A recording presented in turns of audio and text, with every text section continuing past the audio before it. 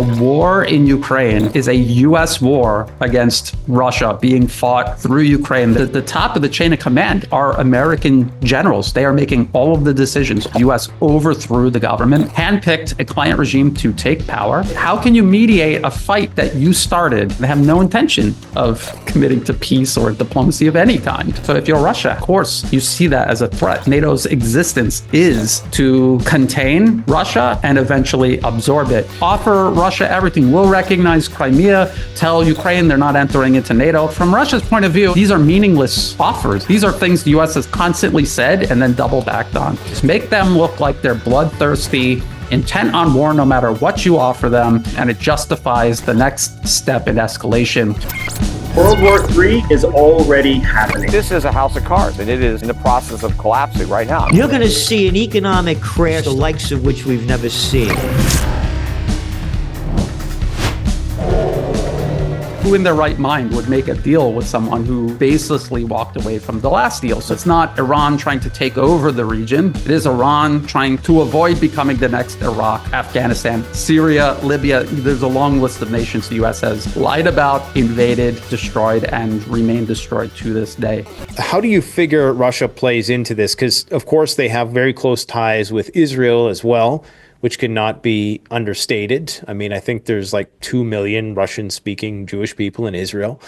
So these are things that they have to balance. And even China seemed to be, there's limited exposure there militarily, at least on the surface. We know that I've seen some photos that show some clearly made in China, equipment, but they only have like 4 warships in the region. And despite how important the oil is there for them, they're not really getting involved. Can you maybe, as we kind of segue the conversation into Eastern Europe, talk a little bit about Russia's role in brokering an Iran deal? Yeah. So you mentioned Russia's relations with Iran and Israel. And what that demonstrates is just how artificial all of these conflicts are. It is actually possible to be friends with all of these nations and all these nations to cooperate with one another if you didn't have an empire in there deliberately pitting everyone against each other. This is what empire has done all throughout history. The British Empire were masters at dividing and conquering entire regions of the planet, not just one specific country, but entire regions, the whole Indian subcontinent, for example. And that is what the U.S. is doing right now.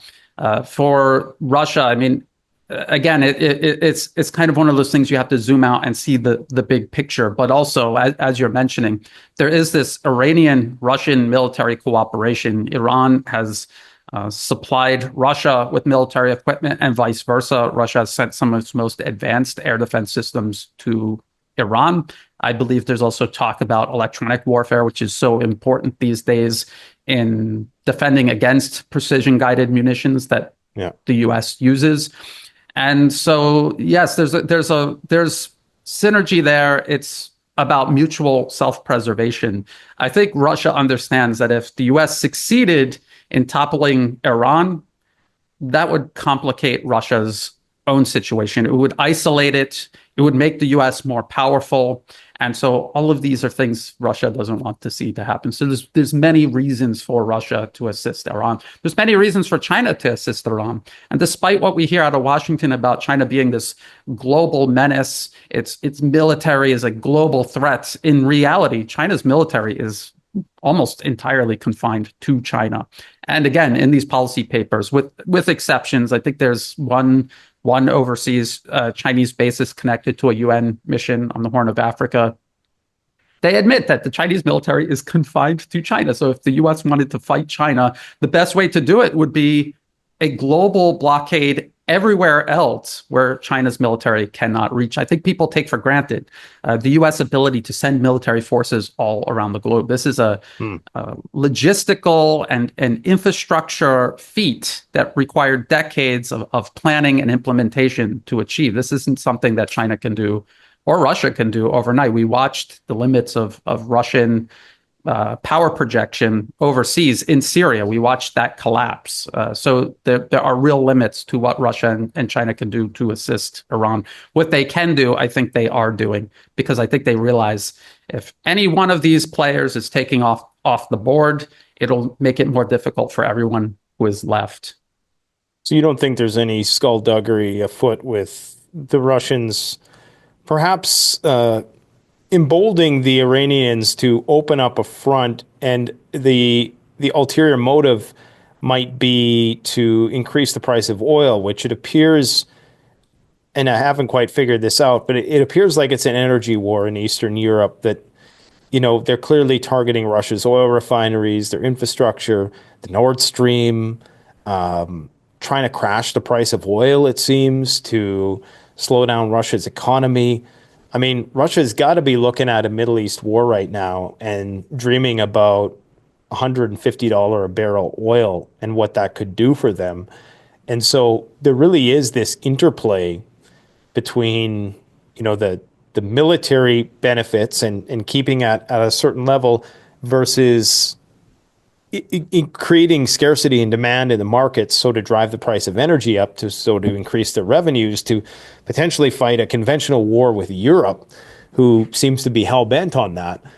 The Russians are also very good at playing 4D chess, and because they have that foot in the door of Israel, it's very hard to know what their true intentions are with Iran. And I think the Iranians kind of feel that. I mean, I don't know much about the history. I know that, they're not like besties like some people paint them out to be, but they do have this agreement. But Putin's also keeping them at arm's reach, not extending to them the protections of the North Koreans, for example.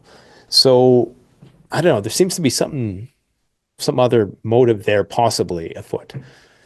What do you think about that? I wouldn't rule it out. I think people should keep their minds open to everything. Any nation is capable of doing anything. But what I would say, though, is look at the last 25 years of U.S. policy in the Middle East and look at how it has been just constant warfare, cultivating instability, which actually, as you point out, it works against their own interests because it keeps oil prices high, and then this benefits Russia. So it's kind of this gift that the U.S. is giving Russia itself. Although, like you say, there are ties between Russia and Israel, Russia and Iran.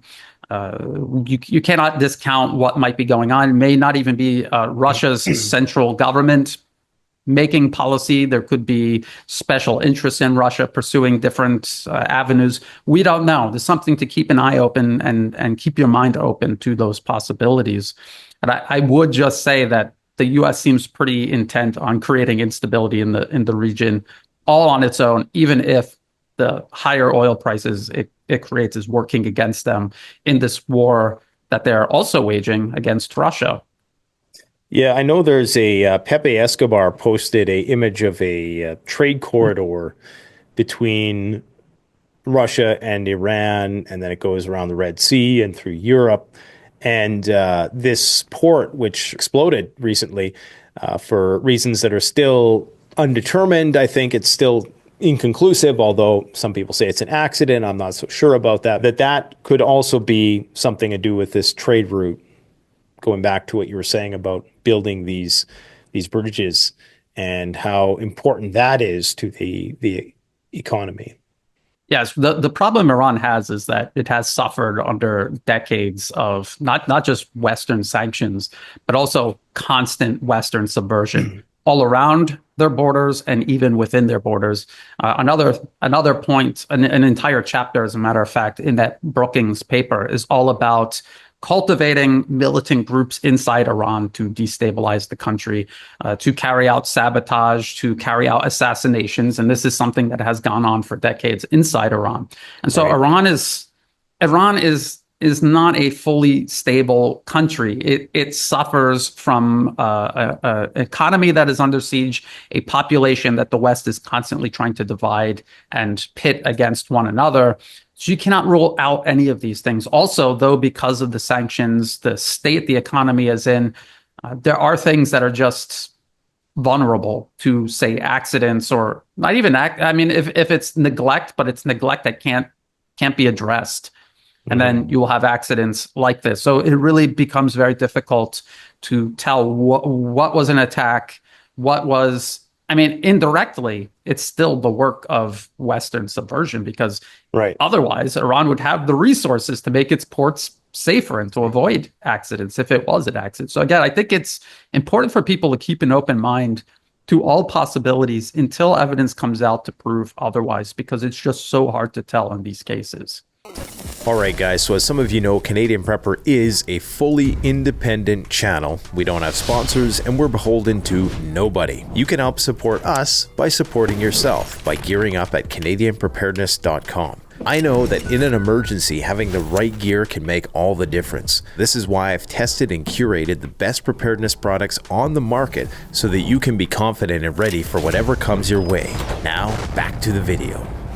So we have this Witkoff character who seems to be the bridge between the United States, Israel, Iran, and Russia. And he's like doing this circuit constantly. Could you maybe talk about what the role is, shifting the conversation to those negotiations and what your thoughts are on those? And maybe what the difference is in the tone of these negotiations between Iran versus Russia, and perhaps how they relate. Is it because they know that both of these issues are so integrated in terms of the interests that are at work, that they're getting this one guy to broker the deal? Is Trump really worried about these neocons, or is this just a good salesman, a nice face, a good cop to kind of temporize in Russia at the same time? Sorry, that's a lot of questions, but no, that's it's a good question, and I think I would lean more towards he's the good cop. He's telling people what they want to hear, and if there was any possibility at all of duping, Russia or Iran into some deal that is clearly just a big old rusty bear trap laid out in the middle of the floor. They're not even camouflaging it, and have them just put their head in it. That's what they hope Witkoff could achieve. In reality, again, it boggles my mind. The war in Ukraine is a U.S. war against Russia being fought through Ukraine. There is no doubt about that. Ukraine would be incapable of doing this unless the U.S. enabled every single step of the way. And we saw the New York Times over several years now just lay out just how extensively captured Ukraine is as a proxy. We know from 2014 onward, the U.S. overthrew the government, handpicked a client regime to take power. They have been controlling the government ever since. They also institutionally captured both the Ukrainian military and all of its intelligence agencies, to the point where the war being fought in Ukraine against Russia is the top of the chain of command are American generals. They are making all of the decisions. All of the targets are brought to them for approval. The offensives that Ukraine launched, these were all organized, planned, and overseen by U.S. generals, not Ukrainian commanders. The 2023 offensive, which was a disaster, and the opening week, we remember those German-made Leopard 2 tanks burning on the steps. And the Ukrainian commanders went to the American generals and said, "This is a disaster. Why are we going to keep going with this?" And in the New York Times article, it literally said they told them to press on. And so when the U.S. goes to Russia and says, "You guys need to make a peace deal with Ukraine, we have to work this out, we're going to mediate it." How can you mediate a fight that you started and you're behind and you're the one actually fighting it? How are you also a mediator in it? It doesn't make any sense at all. It's solely for public consumption. And it's meant to paint Russia into a corner, make it, again, just like the Brookings Institution said about Iran, make them look like the bad guys, make them look like they're bloodthirsty, intent on war no matter what you offer them. And we've seen the Trump administration do this. Offer Russia everything. We'll recognize Crimea. We'll recognize these other regions that you've taken over. We'll tell Ukraine they're not entering into NATO. From Russia's point of view, and anyone who is a realist, these are meaningless offers. These are things the U.S. has constantly said and then double backed on. So it has no meaning in reality, but to public perception, it makes Russia look like they're just turning away from a perfect deal. All of their problems were addressed, and they still persisted on war. It makes Russia look like the bad guy. just like they tried to do with Iran, and it justifies the next step in escalation, which Secretary of Defense Pete Hegseth laid out in February this year. He told Europe, you guys are going to double down on your defense spending. You're going to go from You're going to pay up to 5% of your GDP to NATO, which is at the crux of this conflict with Russia, is NATO. And so what has Trump actually said about the crux of this issue? We're not going to back off with NATO. We're not going to freeze it. We're going to have more than double spending on it. So that tells you the truth about the intentions here. And they also told, and Secretary Hegseth also told Europe, you're going to take your troops and you're going to go in on the ground in Ukraine. So we're going to freeze this conflict like we did our proxy war in Syria. And we're going to make some Minsk III deal. And if people don't know what I'm talking about, Minsk I and Minsk II were agreements. Europe, the US, Russia, Ukraine, they all agreed on this to try to resolve the fighting that broke out from 2014 onward.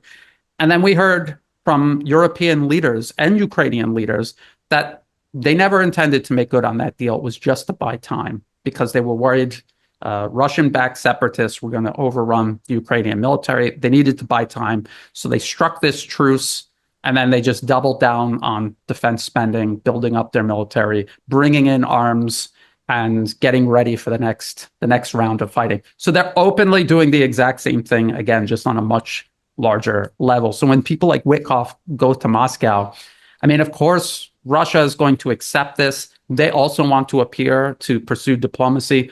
It's not that they don't want to resolve this diplomatically. It's because they know they can't. They know the U.S. is not going to allow them to. And so they're going to have to fight on. But they want to at least convince the world that they tried. Wow. Man, that's you explained what I've intuitively known in probably one of the most clear and succinct manners I've ever heard explained. And I would encourage people to just go and replay that and listen to that again, because this is what I've been saying since the beginning. If they wanted to de-escalate, number one, he had the opportunity to get out after the demonstration there in the Oval Office. They didn't have to, reinstate the intelligence sharing and reinitiate the weapon sharing. Telling Europe that they need to up their military spend. I mean, if you're Russia and you're looking at that, you're thinking, who are they going to use that against? Yes, exactly. And then he's talking about the Golden Dome, which, I've first seen it mentioned in Russia Today, reading today for the first time. They kind of called attention to it and how their nuclear-powered Berezhevnik or whatever the hell cruise missile, nuclear-powered cruise nuclear missile can bypass it. And it's the first time I've seen them talking like that. So it appears that we're turning a corner now because Trump in the last few days has made some statements that are far more belligerent than we've seen up until this point with respect to, well, maybe we're going to have to impose more sanctions and why is Putin still firing and all this stuff. So it seems now that the mask is slowly coming off. Where do you see this all going? When Rubio talks about cleaning their hands of this, what does he mean by that? I mean, it's 100% America's war. So if he means we're going to clean our hands of it, then that means you're going to stop the war? No, again, Secretary Hegseth laid it out very clearly. He said, the United States cannot wage its war on Russia and also pivot to China. We need to pivot to China. We need to address that right now. And Europe, we're going to task you with at least just freezing this conflict with Russia and Ukraine so that we can come back to it later. He almost openly laid it out exactly like that. He even said, literally, this is a division of labor. So if you imagine U.S. empire, the U.S. has been overseeing all of this. Now they're doing a division of labor because they're simply not powerful enough to do it all on their own. He said this. It's on the Department of Defense's official website. If you look up February 12th, Hegseth's comments or opening comments in Brussels, and it's the transcript, and it's him saying all of this on my channel. I've showed clips of him saying all of this, and I have the link in the video description of all my videos of him saying all of this. So that is the plan. They're not wash their hands of what the whole. People have to step back and think: why is the U.S. fighting this war against Russia in the first place? What's the purpose of it. Does Russia pose some kind of threat to America? No. Did they pose some kind of threat to Europe? And the answer is no. Before 2014, Europe and Russia were working very close together. They were building pipelines. Europe was getting cheap energy. It was enabling them to compete industrially on the global stage. And they were making closer ties with China at the time, Europe was, and they were doing trade back and forth. China deliberately built these rail lines stretching from Southeast Asia all the way to Europe to facilitate trade both ways. And the US saw this and they realized Europe is going to work their way out from under our control. This, again, it's all about primacy. They're going to work their way out from under us. They will have an independent foreign economic policy, and we'll no longer be able to use them as an extension of the empire. And so they overthrew the government in Ukraine, which was a project they were working on since the end of the Cold War, expanding NATO right up to Russia's border. People look at how NATO expanded since the end of the Cold War, and they will see it's like a blob just going up to and just surrounding Russia. And so if you're Russia, how do you respond to that? Of course, you see that as a threat. NATO's existence is to contain Russia and eventually absorb it. And there's the Atlantic Council, another one of these think tanks that's very NATO-centric. And they have entire talks where people are talking about, yes, we're gonna consolidate control over Eastern Europe, and eventually Russia will be free and democratic, which is just a euphemism for politically captured by the US, an extension of US power. And at the end of the day, what is the ultimate obsession with controlling Russia? If your final goal is containing China, you use Russia as a counterweight. It has a huge military, a large population. It shares a very long border with China. What better way to encircle and contain China than first overthrowing the government of Russia? They attempted to do that first, and then they wanted to pivot to China. It didn't work. So now they're pivoting to China. They're telling Europe to freeze it, keep pressure on Russia. If Russia is still fully invested in Ukraine, it weakens Russia's ability to respond elsewhere. You were talking about Russia and Iran earlier. And we also remember Russia was trying to protect the government in Syria because they were overextended in Ukraine because of this war the US is waging against them in Ukraine. They were unable to fully commit to backing the Syrian government. And now that government has collapsed since December last year. So this is, as they pivot to China, they need to lock Russia in place. And so this is what they're actually doing. And they have no intention of committing to peace or diplomacy of any kind. Wow. Yeah, that's very fascinating. I mean, it always is amusing to me when I hear NATO talk about their eastern flank as if there's any other flank. It was the eastern flank, the eastern flank. Well, where's the western, the northern, the south? I don't think there's any other flank. But so this is really a classic, what you're saying, keep the Russians out, keep the Germans down, keep the European vassals down, and keep the Americans in. And there's billions of dollars to be made by liquid natural gas and oil, and then the interests of suppressing perhaps Russian energy flows to China, and possibly even, the big prize is to capture Russia itself, is to balkanize Russia, and then that's the end game, it would appear. What are your thoughts on Zelensky's increasingly aggressive tone in his tweets? Typically, he is not, as far as I know, he doesn't typically take credit for these sabotage acts that happen behind Russian lines. And I think it was 2 days ago where he basically admitted that they had organized a hit, not in these words, but there was a high-ranking Russian commander that was killed, and that it was justified or whatever, essentially taking credit for it. And then today, he, on the comment on the issue of Moscow's Victory Day parade and Vladimir's call for a ceasefire, which I can understand why Putin would do that. I also think Putin is smart enough to know that the other side would know why he is proposing that, because, they don't want any disturbances on Victory Day, especially when there's so many high-profile leaders from around the world there. But Zelensky said this. He said, right now they're worried their parade might not happen. And they're right to be worried. But what they should really be worried about is that this war is still ongoing. They must end this war. So essentially threatening that, yeah, maybe something will happen. Are they even capable of doing anything, I suppose? I mean, they have these drones which seem to make their way to pretty significant targets throughout Russia. What do you make of how Zelenskyy fits into all this? Are his days numbered, or what's going on there? His days are numbered if Washington says his days are numbered. I think he's playing the perfect role that has been given to him. And again, this is about the U.S. trying to appear overly generous with their diplomacy with Russia and portraying Russia as being irrational. And then they have Zelenskyy, and they also have Europe. They told Europe, double down on supporting Ukraine. Get ready to go into Ukraine. You are going to basically take our spot and wage this proxy war against Russia. At the same time, pretending they want peace with Russia and they want this conflict ended. Right. And so what it is designed to do is to make Russia appear to be the bad guy who just doesn't want peace. And then could Russia ever agree to peace when you have President Zelenskyy talking like this? The answer is obviously no. How could they? On the other hand, President Putin is saying we want a ceasefire on Easter. We want a ceasefire on Victory Day, and they know Ukraine is going to say no. So when Ukraine says no, it makes them look like the irrational and belligerent one. So it's a kind of a back and forth game aimed primarily at managing public perception on both sides.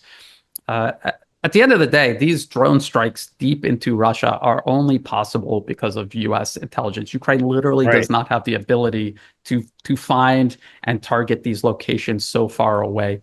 And with these assassinations, again, the New York Times wrote an article 1 or 2 years ago about how in 2014 onward, not since Russia began its special military operation, 2014 onward, the CIA took over Ukraine's intelligence agencies. They were building bases along the border with Russia. The CIA was. And the CIA was overseeing the creation, training, and direction of commando units within Ukraine's intelligence agencies to carry out operations in Russian-held territory, inside Russia itself. General Budanov, who oversees Ukrainian intelligence, he was trained by the CIA. He was a product of this process.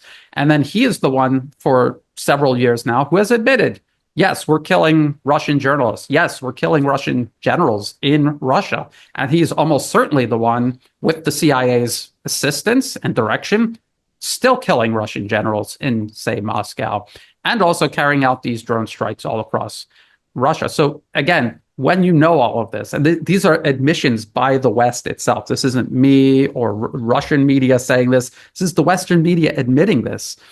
How could Russia ever seriously take these so-called peace talks seriously? They couldn't. It's impossible because, again, it's the U.S. is jamming a knife into you and saying, do you want peace? And it's like, obviously, you're not offering me peace. So this is where we find ourselves. Yes. So Russia's strategy is to just play for time, keep taking the blows, because I mean, a question I've stopped asking a long time ago is, why is Zelenskyy alive?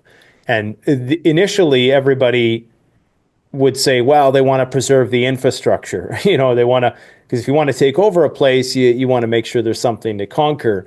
And that argument, I think, kind of held up throughout 2022. But then as time went on, it's like, okay, clearly they're not going to change. And general after general, oil refinery after oil, red line after red line.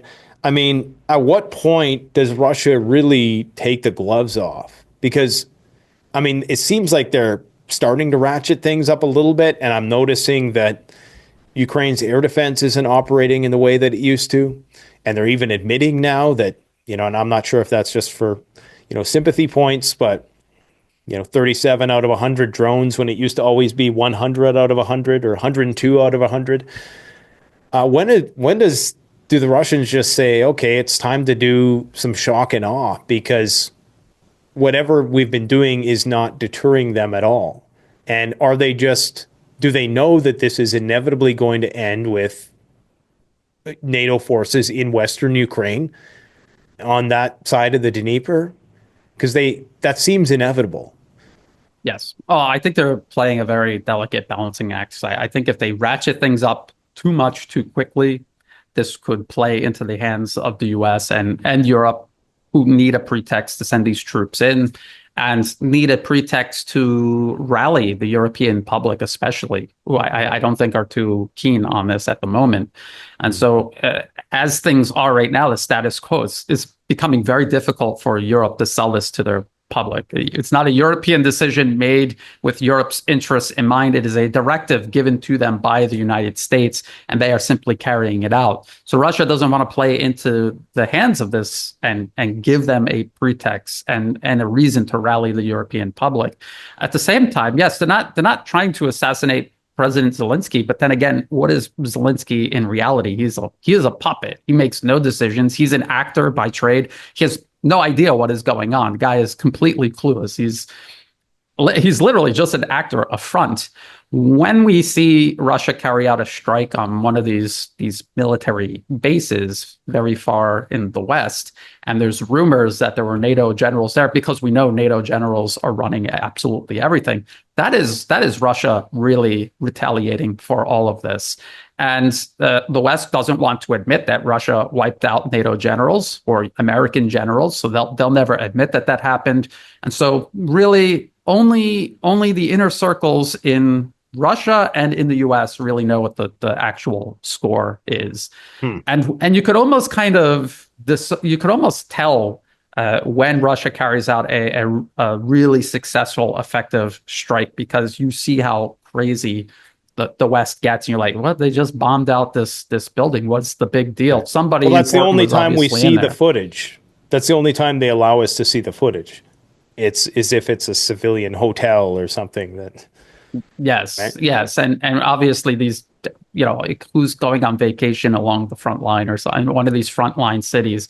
Nobody. They're using the civilian infrastructure for military purposes. And again, even the Western media admitted this in 2022. In the beginning, they admitted that Ukraine was using civilian locations to store military equipment, to house Ukrainian troops. And this is the reason why Russia was targeting it, which, when you think about it, that's an amazing admission that early in the conflict, despite how anti-Russian the media has been.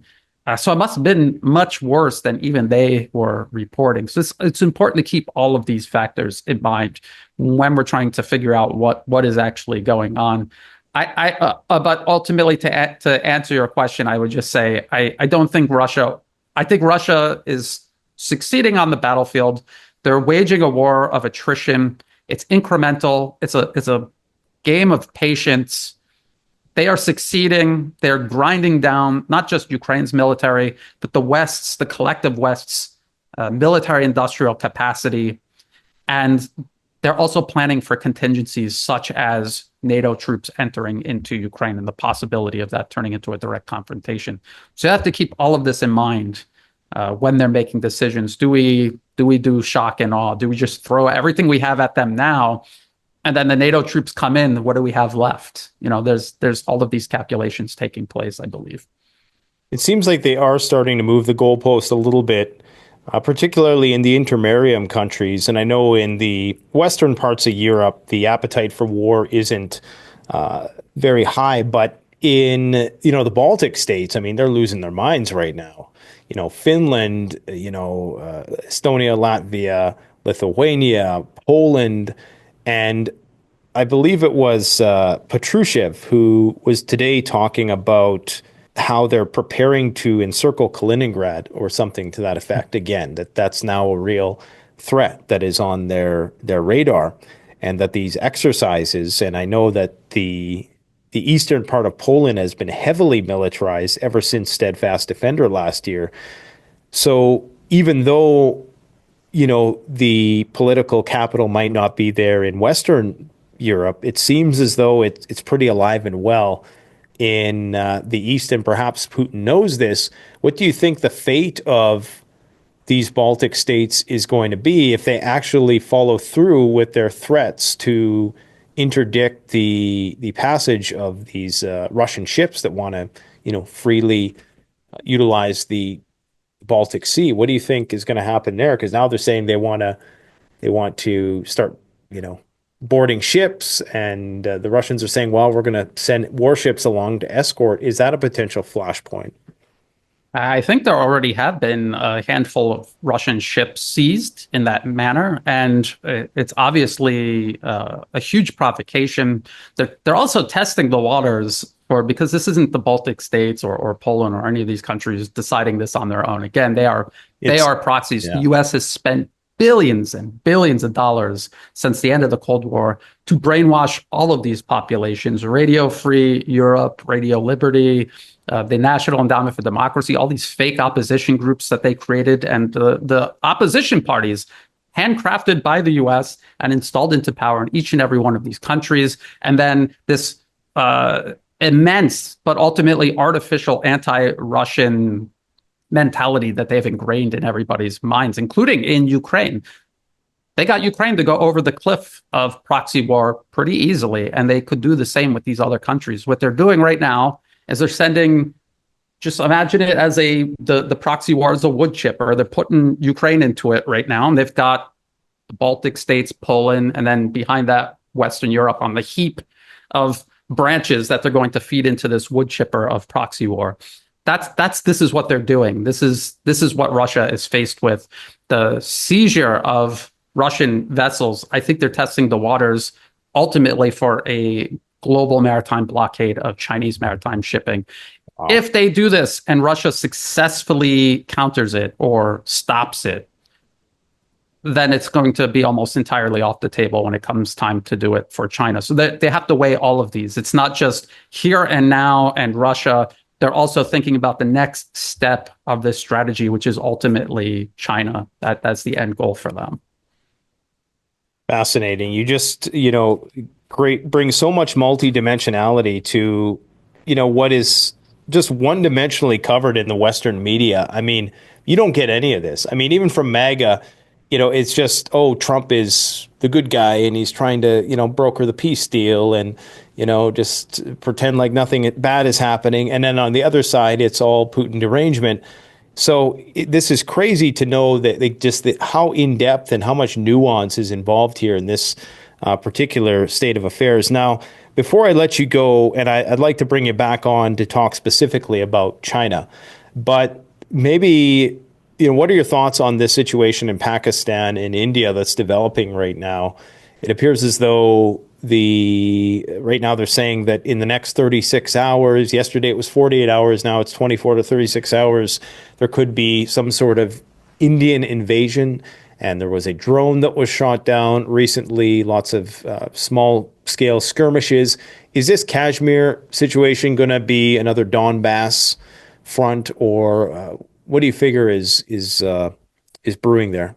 There has been fighting between Pakistan and India on and off over the decades, and one would hope that this is just a temporary, small-scale disturbance that is smoothed over very quickly. Unfortunately, for people who study history, India and Pakistan are a product of the British Empire. And anyone who has experience, I'm here in Southeast Asia. I've traveled through countries formerly colonized by the British. They do such a thorough job brainwashing and dividing people along racial, religious, ethnic lines that even to this day, those divisions are intact. And when you talk to people on either side, you realize you're not actually talking to them. These people are almost automatons. They are so deeply ingrained with this hatred and animosity. You can't reason with them. They can't reason with each other. And this is the problem with India and Pakistan. Despite strides to move on into the future, to play a constructive role in the multipolar world, they're still burdened by this legacy left behind by the British. It's very intentional. I mean, this is how they exercise control over millions and millions of people, by dividing them against each other so that they would never unify and throw the British themselves out. They've done it one country after the other. And if you zoom out and you look at the map and the region, this Kashmir region, there's Indian-controlled parts of it, Chinese-controlled parts of it, Pakistani-controlled parts of it. The Pakistani-controlled part of Kashmir is what links Pakistan directly to China. That's where they share their borders in this controlled part of Kashmir. And through this part of Pakistan-controlled Kashmir is the China-Pakistan Economic Corridor. This is an integral part of the Belt and Road Initiative. The U.S. has openly sought to cut and disrupt and end, again, for decades. There were open editorials back in, say, 2011, where they were, because there's a southwest region of Pakistan called Baluchistan. This is where the China-Pakistan Economic Corridor terminates at Gwadar Port. And they were backing separatists there, and they wanted to make Baluchistan independent solely to cut the Belt and Road Initiative. And now there's this conflict in Kashmir that threatens to do the same if it escalates out of control. And so we always have to look. We have to zoom out and look at what the implications are, because the people themselves, there's no reason actually for Pakistan and India to be at war with each other. So why are they? Why are they at war with one another? There's no actual reason for it. So why are they? And who is pulling the strings? Unfortunately, the United States has a tremendous amount of influence over both segments within India's government and also the Pakistani government, military, intelligence services. And that's dangerous because they can manipulate both sides and pit them against one another. And I think that's what we're looking at. And that's what we have to keep in mind if it continues escalating out of control. Hopefully it doesn't, but if it does, this could be one of the primary goals. We see the U.S. rushing to do this full court press against China. It's almost palpable how desperate they are to move this forward. And provoking a conflict between Pakistan and India, Pakistan being a very close ally of China, and India being a potential close ally of China. They do a tremendous amount of trade already. There's a lot of cooperation taking place.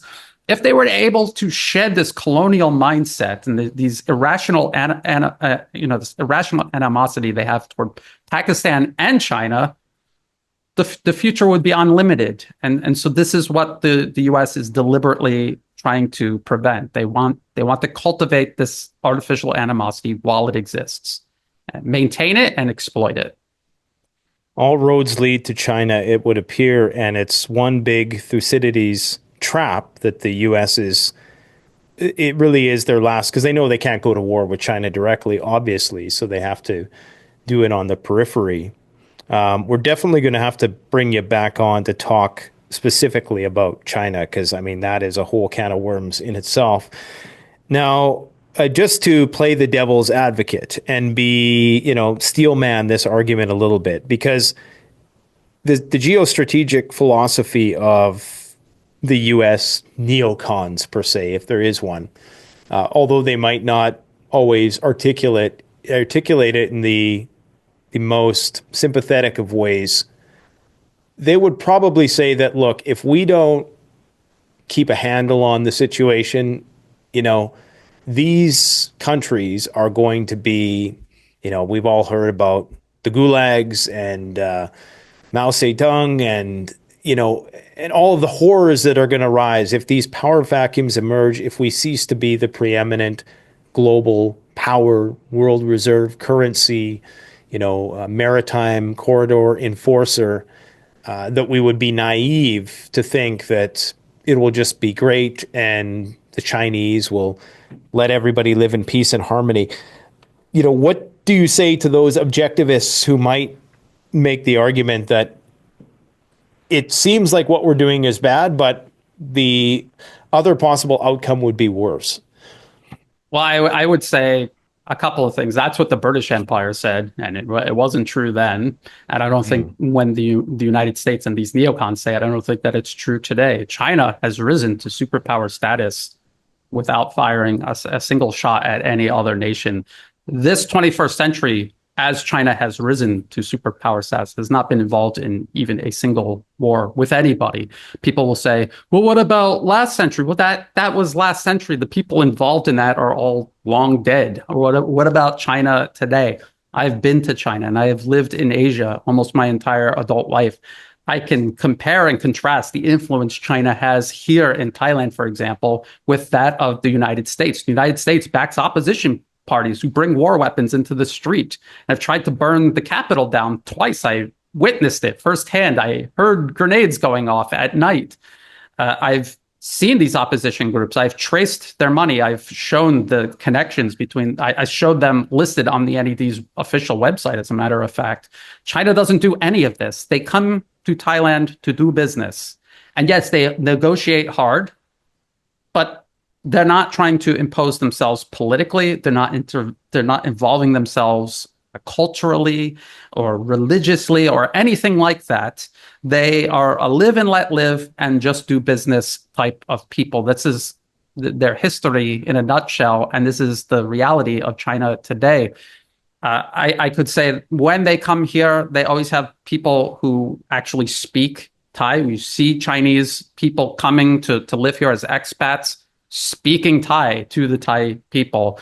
It's a stark contrast to, say, the Americans and Europeans who had been coming here for decades, expecting, I've seen them yelling at clerks in 7-Eleven, why don't you speak English? Like completely, in other words, there's an entire mentality in the United States, in the collective West versus here in Asia. And it is like night and day. And to expect China's role in the world to be like the United States, it already has demonstrated that it isn't, because it has risen through hard work, investing and building, while the United States did it through invading and bombing. And even to this day, right now, China is working on its Belt and Road Initiative. And what is the US doing to counter it? They're not offering an alternative. They're literally funding opposition parties here in Thailand to oppose the construction of the high-speed rail line. Here, they have Baluchistan terrorists trying to blow it up in Pakistan, and they have armed militants in neighboring Myanmar waging war against the central government, attacking Chinese investment and infrastructure there. So that is the reality. Holy shit. That's the reality of it. Goodwill Hunting, eat your heart out. I think we're both on a list. Thanks a lot, Brian. No, this has been great, man. This is incredibly informative. Guys, go and subscribe to the New Atlas over at YouTube. And is there any other major platforms where you're posting on? Just on YouTube. If you look in the video description, it'll have the links to Telegram, X, and Rumble. Those are the other places I post my work. And how frequently do you upload? Usually twice a week. I'll post something around midweek, around Wednesday, and I usually do a live stream on Sunday. Yeah, I noticed that you hadn't posted in a few days, so guys, go check that out, and we're definitely going to get you back to try to dissect this Chinese situation, because that's a big one in itself. But I'm sure by that time, so much will have transpired, because a week is now 10 years, it would appear. And I hope you're doing something to prep there, but, maybe we'll talk about prepping next time too. Yes, it's actually a very good topic, and I could talk a lot about that. It's actually something that's deeply ingrained in Thai society. I think it would be an interesting talk. And I enjoyed this discussion very much, and I want to thank you so much for having me on. No problem, man. Anytime. Talk soon. Okay. The best way to support this channel is to support yourself by gearing up at CanadianPreparedness.com, where you'll find high-quality survival gear at the best prices, no junk, and no gimmicks. Use discount code PREPPINGGEAR for 10% off. Don't forget, the strong survive, but the prepared thrive. Stay safe.